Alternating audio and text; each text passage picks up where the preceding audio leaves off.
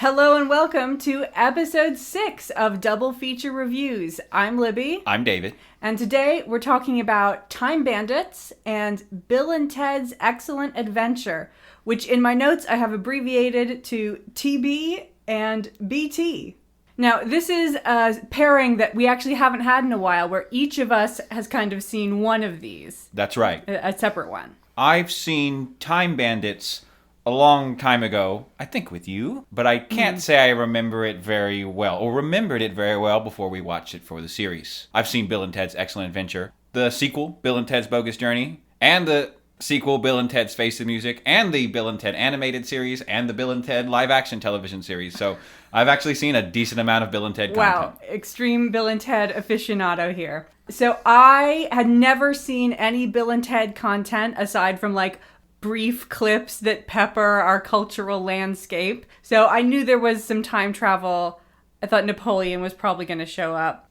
I had also seen Time Bandits. I haven't watched it in the past couple of years, but I've seen Time Bandits probably 5 or 6 times in my life. I think it might have been one of the few DVDs that my dad got when we bought a DVD player and we're like, time for a new media experience. What DVDs are we going to get? Princess Bride and Time Bandits were pretty close to the top of my dad's list. I think I probably first saw it whenever we first got a DVD player, which would have been around when I was 10. And I'd watched it, maybe once a year for a couple of years after that. There was a time where I very much associated you with the film Time Bandits. Okay. Where you were the only person I knew who talked about it, and you seemed to love the film. I don't know if I had it in my head that it was your favorite movie. Absolutely but not. Maybe that's what I thought. I've since learned that is not true. But there was a time where the Libby film was Time Bandits. Was this before we were dating? And I so think you were this is like, before we were dating. If I need to get in Libby's good graces, I need to talk about Time Bandits? It might have been something like that. And this did not get you to watch the film? I think I maybe watched it with you at your house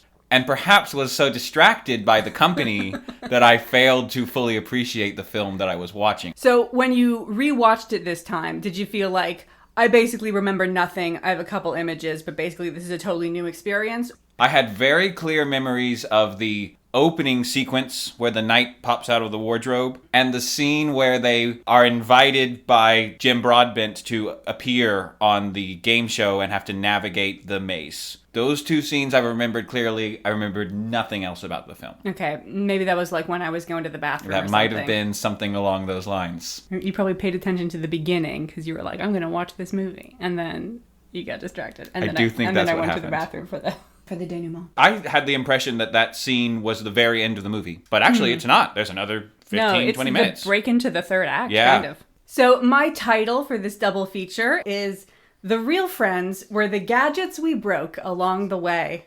I've been increasingly preferring going for a niche theme in the films as opposed to a more broad approach, what you would get on a surface viewing, which is kids time travel shenanigans. This is also a perfectly decent title. But there's also a pretty meaningful amount of all of this 80s consumerism is leading to crappy gadgets that don't improve your lives and break very easily. I really struggled with the title with this one. I settled on Napoleon Loves Time Machines. Because both films open with Napoleon, and he is perhaps the central historical figure for both. But the Napoleon in Time Bandits doesn't know anything about the time travel aspect. That's true, but he does love the bandits. He loves that they're there. They make him very happy. So admittedly, in Time Bandits, his love is more indirect, but I'll stand by it. That's what I like. Little things hitting each other. That was so much better French accent than Ian Holm did. So you struggled with the series title. How did you do on coming up with a brief introduction? Were you able to get these into one sentence? Because I think these are hard to get into one sentence. It was tough. I have one sentence for each, but okay. They're... I feel like you need a separate, premise and then what actually happens. For Time Bandits, I have... When a young boy stuck in a kitchen gadget-obsessed household is captured by a band of criminals traveling through time with the help of a stolen map, he has to help them navigate a whirlwind tour through history's greatest celebrities and defeat evil itself. And for Bill and Ted's Excellent Adventure, two wannabe teenage rock stars, desperate to pass history class, are given a time machine by their future selves so they can bring history's greatest celebrities to 1988 suburban California. So if you've never seen either of these films, that should probably be enough for you to go on as you try to navigate this podcast. If you're spoiler sensitive, I think Time Bandits does have some elements that could be spoiled. I think Bill and Ted's is pretty straightforward. Both movies are probably best seen as sketch comedy devices. So diving into Time Bandits, it is a 1981 fantasy film directed by Terry Gilliam of Monty Python fame, written by Michael Palin and Terry Gilliam. It stars Craig Warnock in basically his only film appearance as the boy Kevin, David Rappaport as Randall, the leader of the Time Bandits, Sir Rafe Richardson as the Supreme Being, David Warner as the Evil Genius. And I would say that rounds out the main characters to the story, but because this is a time travel narrative, we're jumping around to different times, and that makes it great for cameos. So you will also recognize Sean Connery as King Agamemnon, John Cleese as Robin Hood, Ian Holm as Napoleon, Michael Palin and Shelley Duvall as Vincent and Pansy, and Peter Vaughan as Winston the Ogre. This is Shelley Duvall's second time appearing on the podcast, so we have our fourth double feature double as an actor after Richard E. Grant, John Malkovich, and Christian Bale. Shelley Duvall was also in The Portrait of a Lady from episode 3? Playing Countess Gemini. There is one more celebrity involved. George Harrison of Beatles fame was a producer and composer for Time Bandits. Terry Gilliam, he didn't really consider himself a writer, so he brought on Michael Palin, who did a lot of the legwork bringing the script together. Python background info. Michael Palin and Terry Jones were a writing duo. Eric Idle and Terry Gilliam each kind of worked on their own. Terry doing his weird cartoons. And then Michael Palin and Terry Jones were a writing duo, and Graham Chapman and John Cleese were another writing duo. And Michael Palin and Terry Jones really preferred long-form comedy. So if you've seen a Monty Python sketch that has multiple scenes and a plot line, it was probably written by them. They also wrote the episode Michael Ellis, which is the only Monty Python episode that has one plot all the way through. After Monty Python, they went on to produce and write ripping yarns together. So yeah, it was shot on a budget of $5 million. In the original script, when King Agamemnon takes off his helmet, it said, he reveals himself to be Sean Connery or an actor of equal but cheaper stature. So Sean Connery was their number one casting goal, figured they'd never actually get him, but the producer met him playing golf, and he said, I'll do it for a share of the profits instead of any upfront money. And they said, great. There was a lot of tension between the various little people that had been brought on to star as the bandits in the movie. David Rappaport thinking that he was the real actor and the rest of them were there as gimmicks and wasn't that shy about it. So there are various scenes where they start scuffling with each other, and they tend to sort of all start piling up and teaming against David Rappaport. This was not a coincidence, and there was some genuine tension being let off in these moments. I mean, I thought it worked very well with the script, because Randall is supposed to be the one who feels like he's the leader, and everyone else should just shut up and listen to him. So I guess perfect casting for the psychology of your actors. Sometimes you have to go to the method acting, but sometimes the method acting comes to you. There was also tension between Terry Gilliam and George Harrison as the film moved forward. George Harrison found Terry Gilliam to be very idealistic and perhaps naive about the way making movies actually needed to work. He wrote the closing song of the film, or the credits number. On its surface is sort of a light, breezy song about people having an adventure through time, but actually has many lyrics that are intended as pointed criticisms of working with Terry Gilliam. You're greedy, feeling, wheeling and dealing, losing what you won, so you see your dream come undone. You stumble with the elementary, lucky you got so far, all you owe is apologies. And there was also a huge controversy between Terry Gilliam and George Harrison's business manager, Dennis O'Brien, who really wanted the ending change. Spoilers for Time Bandits, but at the end of the movie, Kevin's parents explode and die. Not necessarily what you would expect from a children's movie. And he then gets abandoned by the fire brigade, as they would say in the UK, apparently going, I'm not Child Protective Services, I'm a fireman. I notice you did not list firemen winking at the end as one of Sean Connery's credits, but I understand that is a bit of a spoiler. Yes, Sean Connery is both King Agamemnon and fire brigade man. So this somewhat darker and more controversial ending was not received well by the studio. Terry Gilliam threatened to burn the negative of the film if edits were made. Carried a piece of the film out in front of the producers, got a nail and scratched part of it and said, I will do it to the whole thing if you change one shot of this movie. It's interesting that there was so much vitriol in a film that stars a child.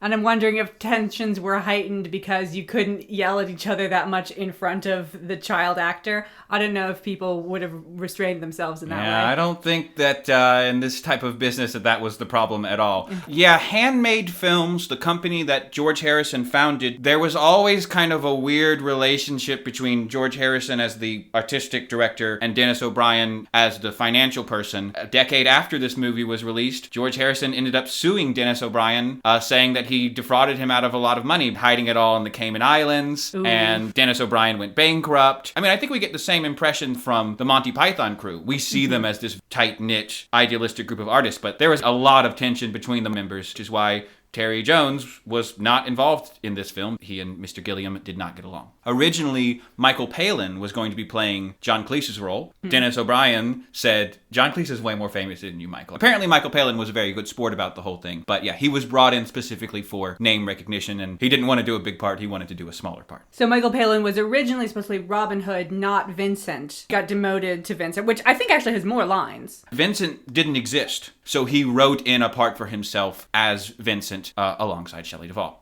So the film was released in October of 1981. It opened at number 1 in the box office for $6 million in total receipts, and it stayed there for 4 weeks and ended up making a total of $42 million. So that's a return of 740%.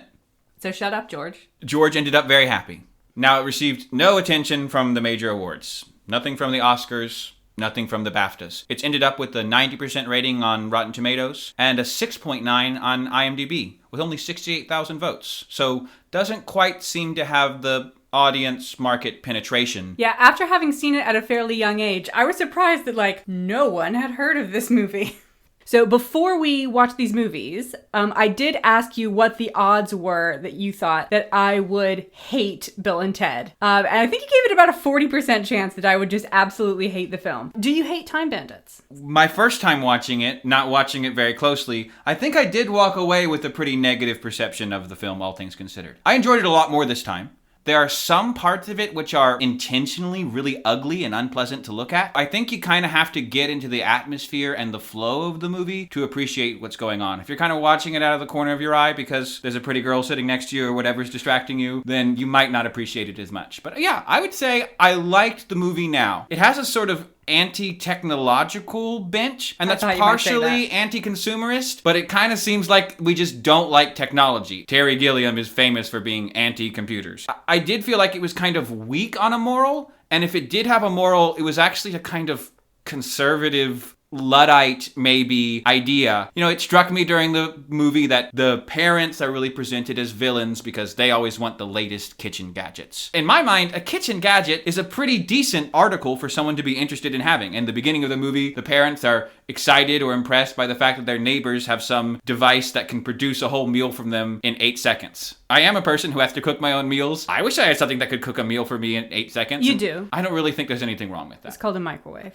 I don't know that it can cook a meal from frozen in 8 seconds, as it specifically said in the movie. But I use my microwave, and I don't feel bad about it. Yeah, so I think that if that's the first layer down. So the surface experience of Time Bandits is a kid goes on a crazy adventure. The one level down experience, and I think probably the one that it sounds like Terry Gilliam intended, was Luddite. Like, all of these gadgets are bad, and they're making parents not pay attention to their kids because Kevin's parents almost never talk to him. They basically just talk about all of their gadgets and their neighbors' gadgets. They love kitchen gadgets. To be fair to Terry Gilliam, they are truly obsessed with kitchen gadgets. They do sometimes take time off from talking about kitchen gadgets to watch this horrible game show called Your Money or Your Life, hosted by a character played by Jim Broadbent, who is another cameo in here, which appears to literally be either we will take your money or we will kill you, the game show. Truly dystopian. I was so happy to see Jim Broadbent there. Watching this movie made me realize how much I appreciate Jim Broadbent. He is both really funny and really relatable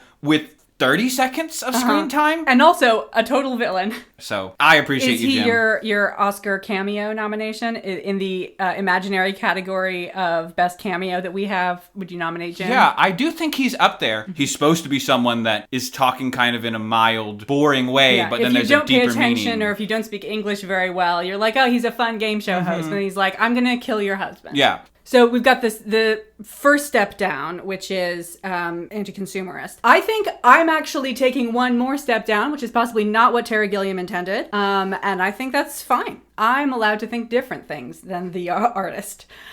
Which is that you really got to listen to Evil's lines. So in this film, Evil is the name of a character. He's credited as Evil Genius. Yeah, I was going to ask you about that. I don't think they ever said Evil Genius in the film. He's credited as Evil Genius, but he is referred to by the name of Evil. The way he talks about it, what I was interpreting it as, technology is not in itself evil, but it is the avenue through which evil is currently choosing to enter the world. I think it's really tough to argue that all technology is good. There's like the atom bomb. One of Evil's henchmen, before he blows them all up, says, why do you think you can beat the supreme being? And he says, because I have knowledge of digital watches, and soon I shall have knowledge of car telephones. Evil does not yet have knowledge of car telephones. He is studying because he sees that this is how he can get to the modern world. And maybe if our base time was 1750, he would have been looking at another avenue to exert evil upon the world. I don't know what that would have been in 1750, but if it had been 1300, it might have been the Catholic Church. I still don't think that gives a lot of substance to the anti-technology claims. Why is technology such a good avenue for evil? Is that a criticism of technology? Are we doing technology wrong? When evil does have a way to sort of introduce himself through the world, it's kind of through technology. He does go in via a kitchen gadget, but it's never explained how he does that or why this kitchen gadget is the best way for him to be able to enter the world. Well, I think evil is already present in the world. It's not like a piece gets into Kevin's parents' toaster. I don't think it's a toaster. I think it's a toaster oven.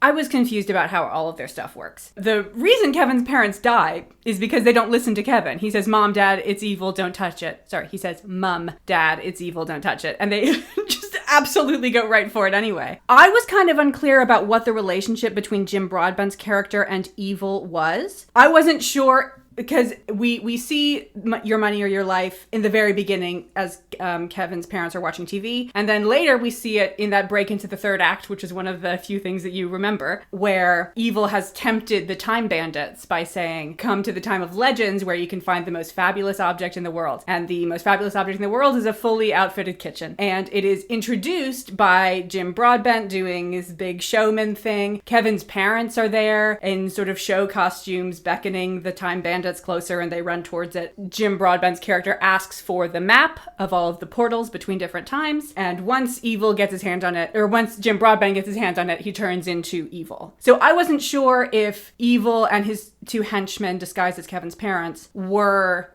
just using a well-known media figure as a device, or if Your Money or Your Life is a show that had been created by Evil and he is already manifesting in the world as the host. So the message I'm taking from the film is be aware of how you are interacting with gadgets. The other big thing about gadgets that gets brought up over and over again is how quickly they break. Kevin's mom is talking about how their neighbor has basically every single kitchen gadget that she has in the last week has broken. And their blender goes on the fritz at some point. I think some of it is also a criticism of the production standards of 80s technology, which were lower. And also through Kevin's parents, it's a criticism of valuing technology over people. Because Kevin's parents clearly care more about their fancy kitchen than about their son. And when the house is burned down and the three of them are out on the lawn, his mom says to his dad, if you'd been half a man, you would have gone in there after the toaster.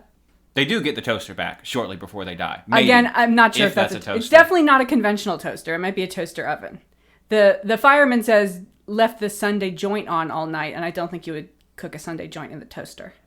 I did appreciate the theological way that the film is building a world. It brings up some interesting questions about Christian theology. If there is the devil and the God doesn't like the devil, then why doesn't God just kill the devil? But then this film does actually bring in some real answers to that question, where we see that God is not a purely good and benevolent and nice force. Yeah. He's sort of a manager who's running this operation and is interested to see what evil does so he can test it out and calibrate that for the next operation. God is not actually that likable in this movie. Well, they specifically don't call him God. Kevin Excuse asks me. if this is God, and I believe it's Fidget, one of the bandits, says, well, we don't know him that well. And from then on, everyone refers to him as the Supreme Being.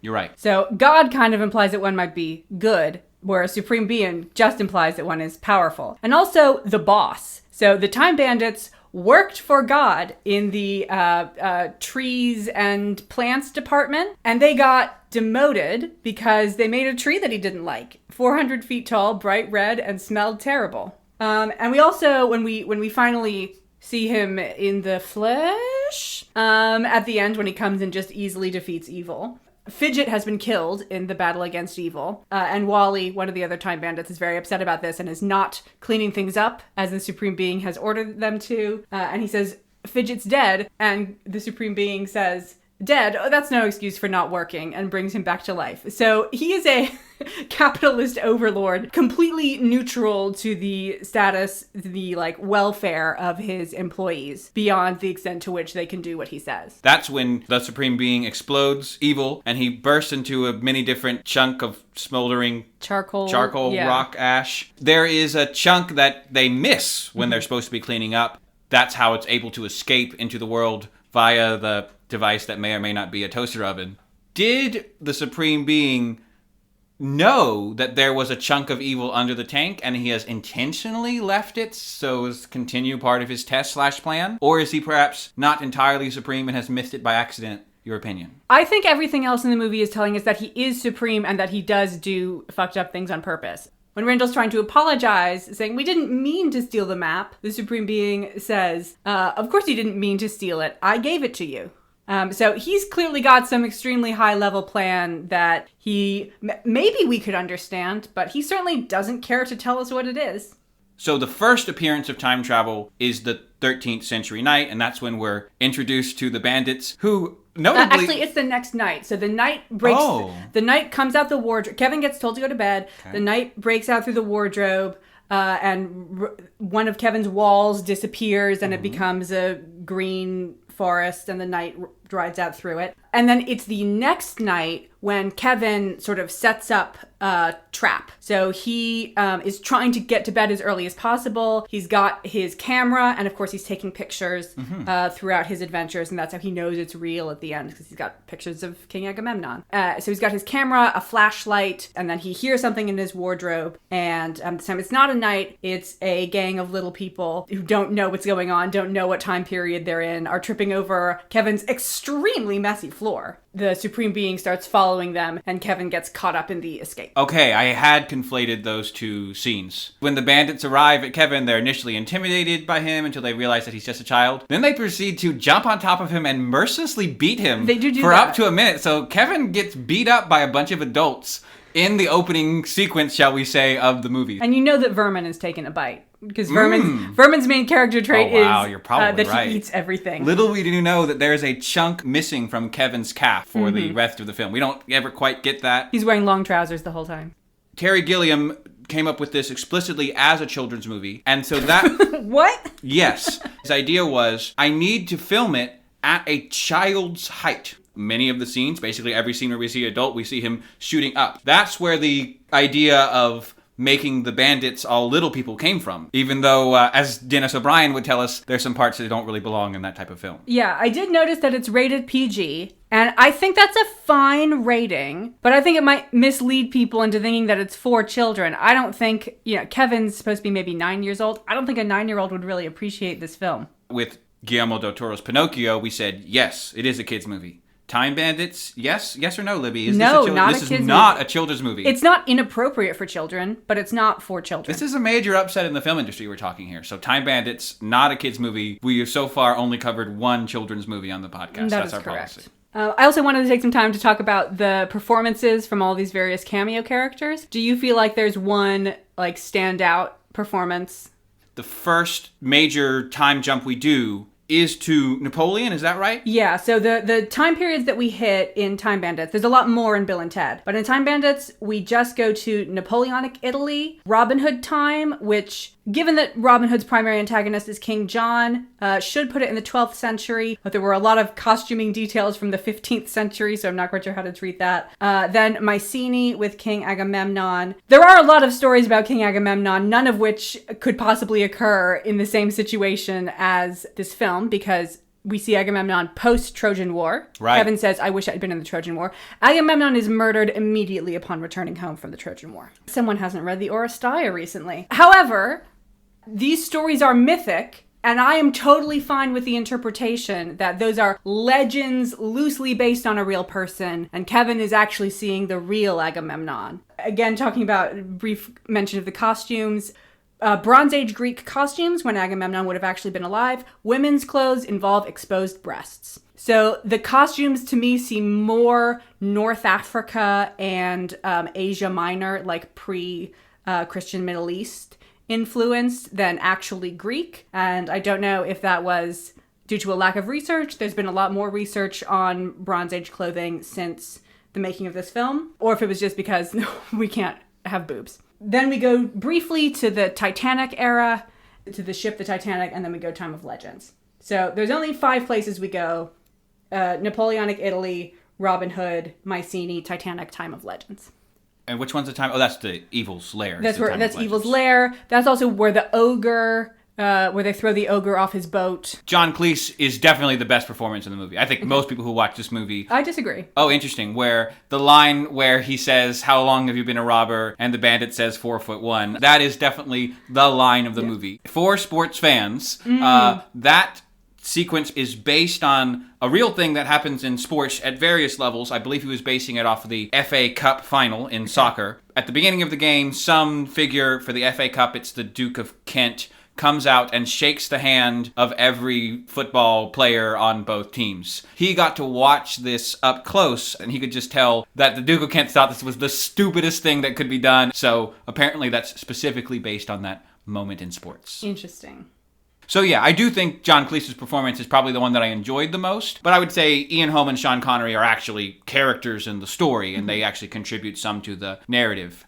I did not like that our Napoleon is so clearly British. He's played by a well-known British actor, and his French accent is not good. It's not passing. I think I would have liked the movie more if Napoleon was actually French. 2 counterpoints. Please. 1, this film is working with the fallacy that Napoleon was very short. Yes. He is canon 5'1" in this film.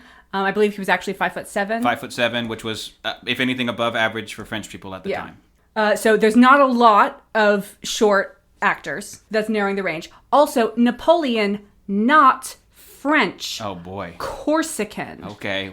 And therefore, it seemed totally appropriate to me that he did not have the typical French accent. Do you know what a Corsican accent sounds like? I do know what a Corsican accent sounds like. I have a degree in French, and I don't know what a Corsican accent sounds like. You should watch Un Prophète, the recent French gangster prison film. Is this meant to be pronounced Un Prophète? Probably. Yeah, and I certainly don't know what an 18th century Corsican accent would have sounded like. So I was totally fine with his accent. I think the standout performance, hands down, totally crushing it, is maybe not one of the cameos, but is David Warner as Evil.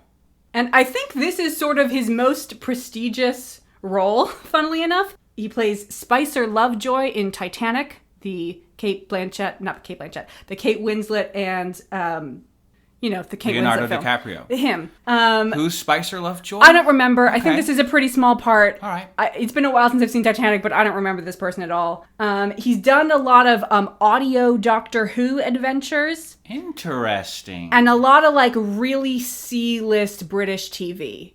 And I think his entire performance was perfect and iconic. Now, he is playing kind of a cartoon character, so he just has to hit one note and hit it really hard. But that is still a skill in and of itself. And I think his movement is really good when he's sort of directing the Time Bandits bring in various weapons from all over different time periods to defeat evil, and he can control technology. So he takes control of the tank and the future space laser little buggy. It's a fighter. Yeah. Your head is exposed to the outside, which seemed like a major flaw. Maybe Wall-E just got like a prototype before they put the lid on. I think you're supposed to be wearing a space helmet, but it seems like in the future, everyone is going to be shrinking to be approximately 4'1". It's just more efficient that way because that fighter was clearly built for someone of that height. Or maybe that's a children's space fighter, and that's like what Kevin is supposed to be piloting 30 years. Yeah, I was wondering if maybe Wall-E had stolen it from an amusement park. With a real laser on it? Something went horribly wrong. Okay, all right.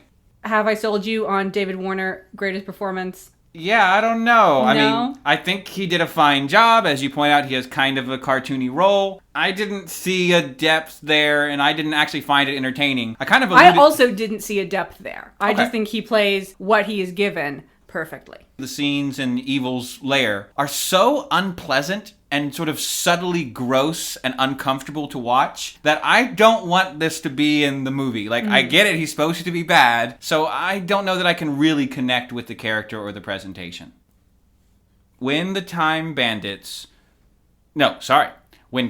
without the Time Bandits, arrives in ancient Greece, yes, his entrance is helping to save King Agamemnon from a fight with an apparent minotaur. And I think the movie does give us some hints, but I want to get a clear answer from you, our Time Bandits expert. Okay. I wasn't sure if I was going to be a Time Bandits expert or an ancient Greece expert here. Well, there's some relevance in both cases. Is that a real minotaur? Or is that just a person wearing a cow's head helmet or bull's head helmet? Okay. So I would call this a question wrongly asked. Okay. It does not make sense to ask, is that person or thing a minotaur? In Greek mythology, there is one minotaur. This is not a race. This is not a D&D race. It is a D&D race, though. In real ancient Greek times, it is not a D&D race. When they played D&D in ancient Greece. When Socrates was rolling his D20s. That's the next movie. We're coming to that. Please continue. We'll come to that. So the minotaur is a one-off situation made to punish the king of Crete by having his wife have sex with a bull and then give birth to a monstrosity. If it is the Minotaur, he's really lost. And also, he gets killed by Theseus, not Agamemnon. Theseus and Agamemnon probably didn't know each other, though. They were alive at the same time. Again, according to the legends, and who knows how much stock we can put in those. I think they were just using the iconography of a classic monster to make us feel like this is ancient Greek times. I do think that bull's head is the creature's actual head because Agamemnon cuts it off and says, I need to take the head back to the city. So he doesn't mean the head of a local bandit who happens to appreciate wearing a bull's head. Correct. Yeah, I did think at the beginning of the fight, before I had caught on that maybe it was supposed to be a real bull's head, I thought that is the worst possible helmet. You're going to have no vision through this. No, I think that's meant to be his real head. This is kind of hinted at towards the end of the movie because Evil is constantly going around putting animals' heads on things. This maybe is implied to be Evil's handiwork, that is something of his trademark. I hadn't made that connection, but I think it's valid. What I want to know is that a real cow skull that they made a man wear? Or did they do a really good job in the prosthetics? Because it just seems so gross. Like, it's like a rotting cow's skull. And hot damn would you have to pay me a lot of money to put that on. Moving on from TB to BT. Bill and Ted's Excellent Adventure is a 1989 film directed by Stephen Herrick. It was written by Chris Matheson and Ed Solomon. It stars Keanu Reeves as Ted Logan, Alex Winter as Bill Preston, George Carlin as Rufus, and Tony Camilleri as Napoleon. He shows up again. There are also several other people that we gather throughout time. I have decided that none of those actors are famous enough to deserve a mention here, and their roles are not big enough to deserve a mention. So sorry if one of those is your fave. I do want to mention Joan of Arc is played by Jane Wiedlin, not the girl from She's All That, who I absolutely thought she was the entire time. That is Rachel Lee Cook. So Ed Solomon and Chris Matheson, who you mentioned as the writers, they conceived these characters while they were in college, doing stand-up routines as a buddy duo, and they were Bill and Ted. This was in the early 1980s. Ed Solomon was a staff writer for Laverne and Shirley when he was in college. He was the youngest member of the Writers Guild at the time. And Chris Matheson is the son of Richard Matheson, who is the author of I Am Legend, which was also made into the movie Omega Man. They wrote the screenplay in 1987. They wanted to copy the Python aesthetic and style of humor in a way that was more explicitly American for an American audience. They selected Keanu Reeves right away. Brendan Fraser was in there, a lot of well-known people, Sean Penn. But Keanu Reeves, right away they knew, this is our Ted. This is the energy we want to bring. Obviously, they had seen him in Dangerous Liaisons. Maybe the Dawson-y character was just naive and foolish enough to fit in as Ted. I guess it's hard to say. During the auditions, Keanu Reeves and Alex Winter, who plays Bill, became like best friends right away and were always hanging out, so they thought that might be the more natural pairing. There was actually some tension as the film moved towards the production because Keanu really wanted to be Bill, not Ted. I guess in the film, Ted is kind of presented as the dumber one. They're both not the most intellectual people in the world. I'm really struggling to see a difference between them. Yeah. As I watched it more carefully this time, I was able to kind of see where Keanu was coming from, and I think he was afraid that if he did a good job in this movie, then he would end up being typecast as an idiot for the rest of his career, which is basically what happened. And Keanu Reeves, who... Kenneth Branagh saw beyond that and made everyone's favorite casting choice in the world, Keanu Reeves in Much Ado About Nothing. That's everyone's favorite casting choice. What's the name of his character in Much Ado About Nothing? Don John. Would you call Mr. John a foolish or airheaded character? Or No, he's the evil genius. Okay, all right. Claudio, played by Robert Sean Leonard, is the foolish airheaded character. I see, you're right. That's true. George Carlin was brought in as their third choice after Ringo Starr and Sean Connery. I think George Carlin is a much better choice than Sean Connery for this role. Interesting. Rufus is supposed to be from the future, and Sean Connery has such classic 50s good looks. Okay. Welcome to the Sean Connery Thirst Show. That I don't think I would have bought him being from the future. Has Sean Connery ever played a future person? Zardoz. Okay. Has Sean Connery ever played a good future character? Well, they couldn't get the Beatle, and they couldn't get Sean Connery, and as we all know in this series, those are your top two choices. They also brought in Roy Forge Smith, who was the production designer for several of the Monty Python projects. He was the production designer for Monty Python and the Holy Grail. He was the production designer for Terry Gilliam's Jabberwocky. You will see claimed by people including Alex Winter, the star of the film, and the film's executive producer, that Roy Forge Smith was the production designer for Time Bandits. That is not true. Interesting. Roy Forge Smith did not work on Time Bandits. Maybe they have knowledge that I don't, and he had some uncredited contribution to it, but he was certainly not the production designer. These people were intensely trying to make American Time Bandits. That's what we were doing here. It was filmed on a budget of $8.5 million.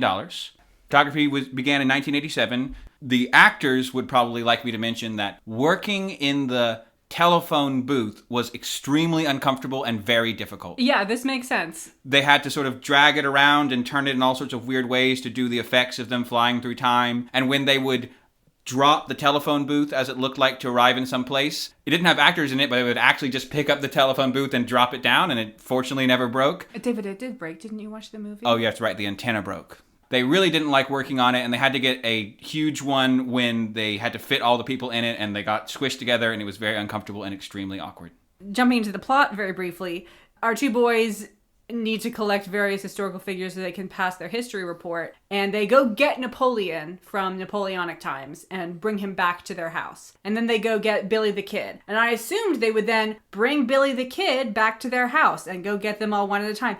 It seems like a push even to get 3 people in that phone booth. But they just keep going, cramming them in there. And at the end, we've got like 7 people in the phone booth. Were they doing movie magic to shove those people in there? Yes. Okay. In the second half of the movie, it's actually a hugely oversized phone booth. That's like 3 phone booths stacked together. You can't fit that number of people in a phone booth, and especially in the scenes of them, we see them all sort of popping out of the top. It's actually way bigger than it would be in real life. On the inside? Way bigger than it would be on the inside. Oh, we're coming to that. We're coming to that. Okay. The company producing the film, DEG, went bankrupt. The production company was bought by Orion Pictures, and Orion Pictures saw it and said, this movie is really weird. Why are your kids saying bodacious? That's not a normal thing for kids to say. And so they said, we're just going to cancel the movie. We're not going to make enough money for it. After all the filming? After filming and editing was completely done. Wow. The director convinced Orion Pictures to do 1 test screening. And the audience response was so extremely positive that they got to do more test screenings. So it was released in February of 1989, and it went on to make $40 million on the box office against its budget of $8.5 million, so that's about a 400% return. The critical reception was more towards a negative. Again, there was a lot of focus on they didn't like how they talked. They said that's not how people talk, that's not how kids talk. I think a lot of people, myself included, feel like what makes the movie good is that the kids are obviously presented as idiots and very silly, but they do have an extremely poetic, if not necessarily eloquent way of expressing themselves, which is kind of endearing and interesting to listen to. Yeah, I do remember thinking that Bill and Ted had a really impressive vocabulary, and they're definitely not failing English class, even if they're failing history class. And maybe you're the wrong person to ask this question because you were also not alive in the 80s. But I think nowadays, people do kind of talk like Bill and Ted. People do say righteous when they mean, I like that. Were people doing that before the movie, or did this movie make it a thing? I'm not sure exactly where that line is, but you're onto something very accurate. This film is the origin of yes way. When someone says no way and then you say yes way, this is where it came from. It didn't get any Oscar nominations. Is this our first episode where neither of the films won any Oscars or BAFTAs? Fascinating. Yes. Totally ignored by the Oscars, totally ignored by the BAFTAs. Maybe less shocking than Time Bandits. It has a Rotten Tomatoes of 82% and an IMDb of 6.9. They would love that. They would love that. You're so right. I wonder if there are people in there changing their votes to keep the score at 69. Great point. This may be artificially lower. It's an interesting point. It has been widely alleged that the traveling phone booth is obviously a reference to the time-traveling phone booth in Doctor Who. Mm-hmm. This is probably not true. So originally in the... Total coincidence. Yes. I mean, Doctor Who had been out for nearly 20 years at this point. Reasonably popular British TV show, one of the longest running shows, certainly one of the longest running fictional shows, and they just had never heard of it. And also accidentally, Billy the Kid's hat looks just like the Fourth Doctor's hat.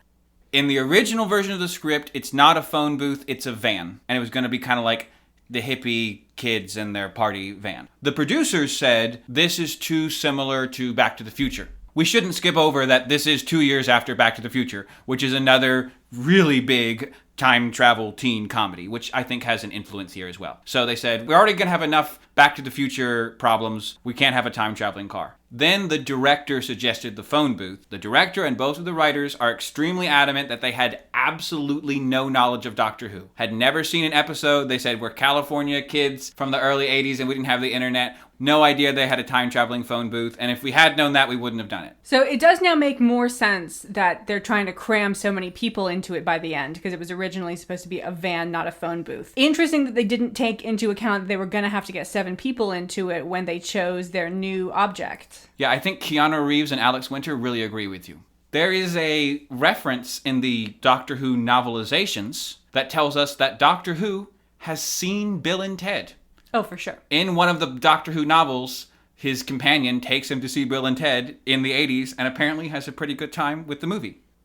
So earlier in the podcast, you mentioned that before watching Bill and Ted, you really weren't sure if you were going to like it at all. I estimated there was a 40% chance you were going to totally hate this movie. Did you totally hate this movie? I did not totally hate this movie. So you told me that the reason I might not totally hate it would be that I could see beneath the surface plot to some of the more subtle, nuanced, intelligent things that it was doing. I don't think that I saw that. So to me, this is mostly a stupid comedy, but it's a fun and nice stupid comedy. If you told me I could rewatch one of the films from this episode right now, I would 100% choose to watch Time Bandits for the 9th time instead of Bill and Ted for the 2nd time. If I'm with a group of friends and we're ever deciding what movie we should watch, I'm never going to vote for Bill and Ted, but I also will not leave if Bill and Ted is the choice. I'm perfectly happy to sit through Bill and Ted again if that's what everybody else is doing, but I'm not going to voluntarily re-experience Bill and Ted. Unless you tell me that there's actually some genius bit that I missed and I need to rewatch it to catch that. I think my point was that to enjoy the movie, you're going to appreciate the aesthetic, the performances. I also think that there's things about the production of the movie that are done really well. For example, the lighting in the film is excellent. You can appreciate it for its subtleties, not in a deep way, but even in a surface level. Okay, in an artistic way, not in a plot way. I would say the plot is actually straight up bad. I would say you can appreciate it aesthetically, even if you don't appreciate it artistically, perhaps. Yeah, okay, there we go. So in that way, it's kind of opposite of Time Bandits, which you repeatedly called ugly. Yes. Which I think has, it doesn't have the best plot in the world, but I think it clearly has a better plot than Bill and Ted. I think Time Bandits has better world building. Mm-hmm. And there is some world building in Bill and Ted, and it's not all bad. That is maybe where the film has some depth. This film is produced in the era of high Reaganism. Where the film, I think, can be appreciated more in a subtle way is that it's a film that celebrates not following the rules. Celebrates going to other places and other things and appreciating things from outside yourself. I'm not sure that Bill and Ted are appreciating things from outside themselves. I think they are. I think that they really like Socrates. By things, I am excluding sexualized women. They regret how they represented women in the movie. They've talked about how, looking back on it, it's really embarrassing how much women are almost entirely presented as props, babes, as they refer to them. I think that's a very valid criticism of what's happening.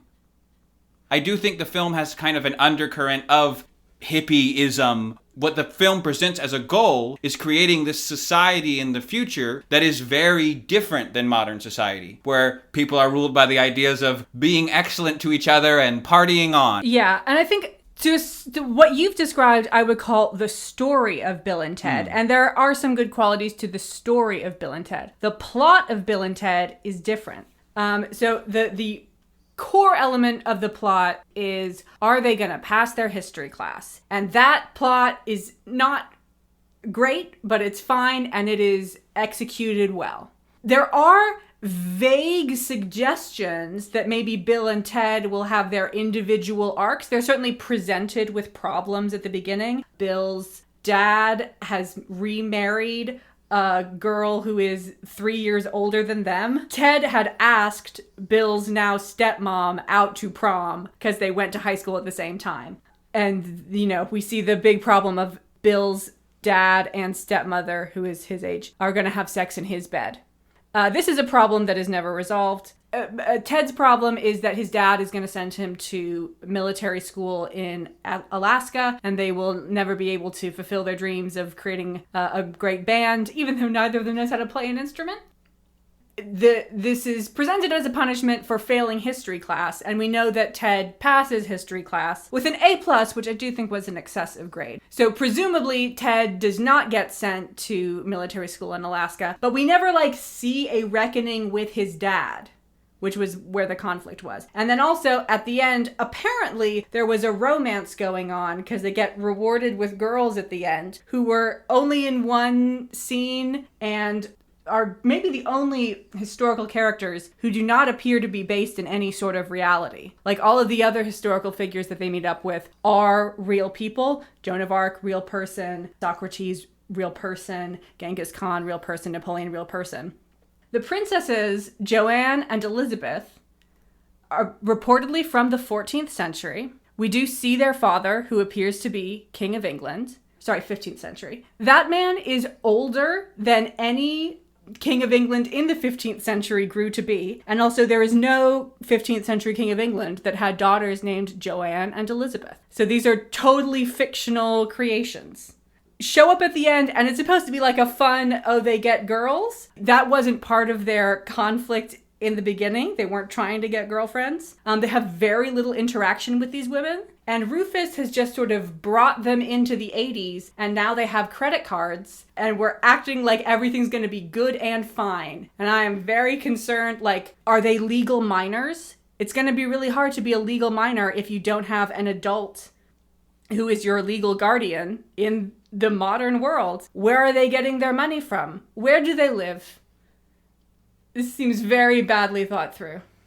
Yeah, at the end of the movie, Rufus announces that they are going to be members of their future mega band Wild Stallions. But although, again, none of them can play any music at all. So hopefully they're able to make some money from that. This is sort of explored a little bit in the sequel. Bill and Ted's Bogus Journey is not considered maybe as good as the original. Although I will say, if you enjoy Bill and Ted's Excellent Adventure, then you might want to watch the first 20 minutes of Bill and Ted's Bogus Journey, which are a parody of the movie The Seventh Seal, where they end up dueling death to stay alive. That's not what I thought you were going to say. Yeah, exactly. And the question about their relationship with the princesses is more central to the plot of the third movie, Bill and Ted Face the Music, although that one is truly terrible.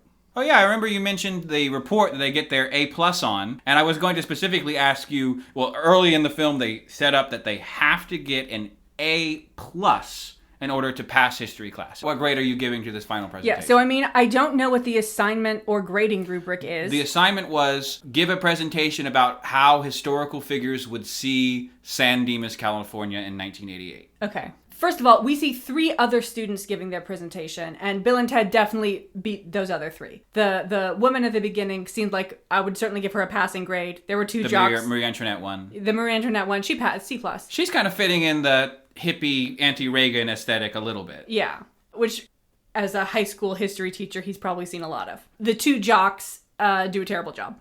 So Bill and Ted are doing better than them. Does everyone watching think that that's the real Abraham Lincoln, the real Napoleon, the real Socrates? Probably not. If I got evidence of this being the case, which is impossible because it's not the case, that Bill and Ted had hired some actors and written a script for them to perform, I would say we're definitely in the A range.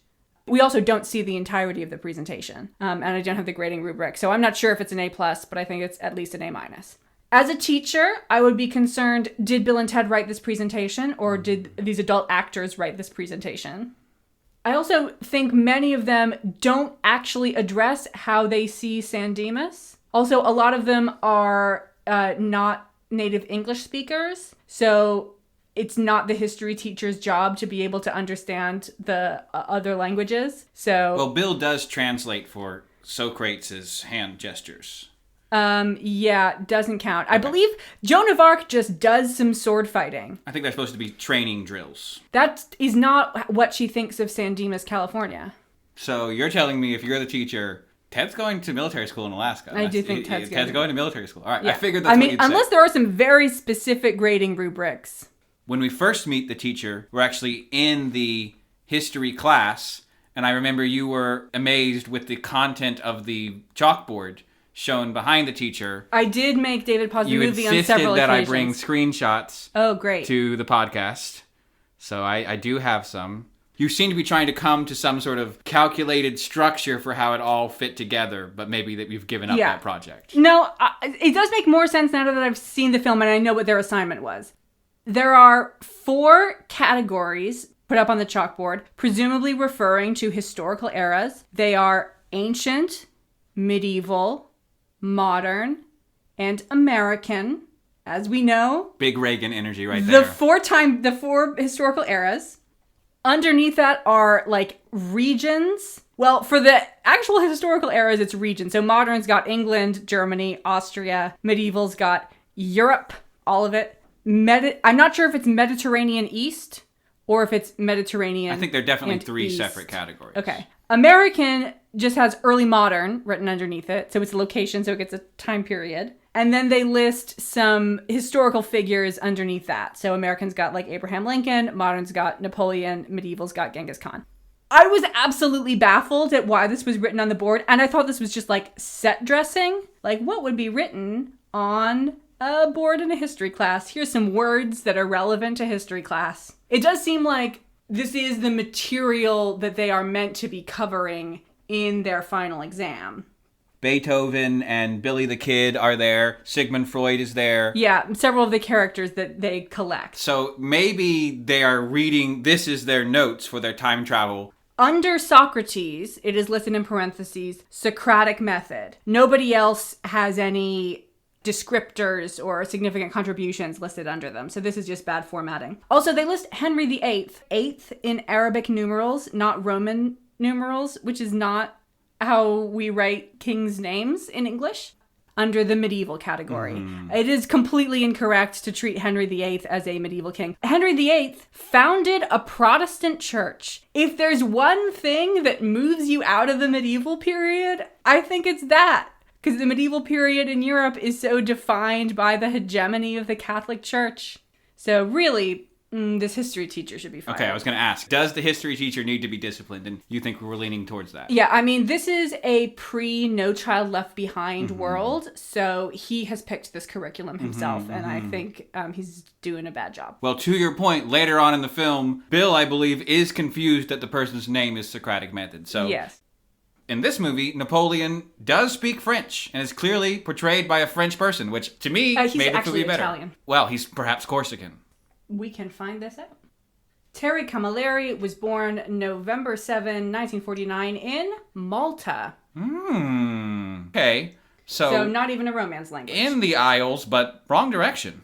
Yeah. Well, I'd say one of the key surface differences is that Kevin is able to understand everyone's language in Time Bandits. Now, I think it makes sense that the bandits understand the languages as they're moving around because they're like primordial beings. It does stretch belief that Kevin understands what all of them are saying. I feel like you could have had like one line where one of the Time Bandits gives him something to help him understand languages that aren't English, or says, as long as you're traveling with us, you can, our aura will... The time map gives you babblefish powers or something. Blah, blah, blah, whatever it is. We could have addressed this in one line, and that would have been sufficient. One of the sort of conflicts that Bill and Ted keep running into is the communication problem, because most of these people don't speak English. Although Sigmund Freud does speak pretty good English, and I'm not sure if that's historically accurate. I believe that is historically accurate. Did Napoleon speak English? In the movie, he does not understand English at all.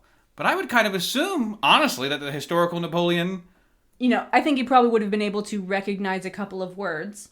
But Napoleon he's much more likely to have spoken Spanish and Italian. That's true. And even Russian, because those are the countries... He didn't invade England.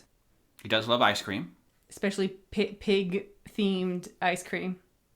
The writers, Ed Sullivan and Chris Matheson, appear in a cameo role. Do you care to guess where the writers appear? I'll give you a hint, which is that it's relevant to the part that we've been recently discussing. Are they the ugly old men that the princesses don't want to marry? No, but you're onto something there. They appear as the waiters that bring the ice cream to Napoleon and make the pig sounds. They are credited as the stupid waiter and the ugly waiter. You hit the right sort of tone about how they wanted themselves presented in the movie. It did seem like whoever was in those roles was really into it and dedicated to delivering these lines. That is the writers. So I wanted to get some of your opinions as a costuming expert. Okay. The film is well known for the Bill and Ted test, which refers to a particular scene, the Beethoven scene, where they go back to 1810 Germany and entice Beethoven to come with them by jamming through the rain. So Hilary Davidson, who is a well-known costuming historian, thank you. I know Hilary. Oh, great. So she has something she calls the Bill and Ted test, and she actually made a Twitter account called the Bill and Ted test, where she basically said she thinks the costumes in this Beethoven sequence are very good. Yeah, and I actually called that out. I said, did? like, wow, these are way better than I expected. She's now adopted this as her sort of way to convince people to care about costumes, to say, if you can't have costumes that are better than Bill and Ted, you really are doing something wrong. I mean, it's you're seeing them for seconds. So I don't have strong opinions, but I was like, oh wow, this looks good. A lot of it is the hairdos. The hair looks good and from the 1810s. Another thing I would call out is the armor. So Bill and Ted get dressed up in armor in what they call the 15th century. That looks a little bit later, more like 16th century armor. But armor fashion moved pretty slow. The English princesses, again, a lot of problems with these girls, are dressed in a much more Italian style, and even a 16th century Italian style as opposed to an English style. I remember saying you didn't love Beethoven's costume. Oh, his cravat is costumey. People weren't... Not that ornate. Yeah, especially Beethoven. So, I mean, a cravat is a rectangle, is a long, skinny rectangle that you tie around your throat. You can't get more than 2 layers of ruffles, each end coming out of it. So if there's more than 2, something's gone wrong. Sometimes you get ruffles along the shirt, but those would go in the opposite direction. So we watched these in the order Time Bandits, Bill and Ted. Is that the right order, David?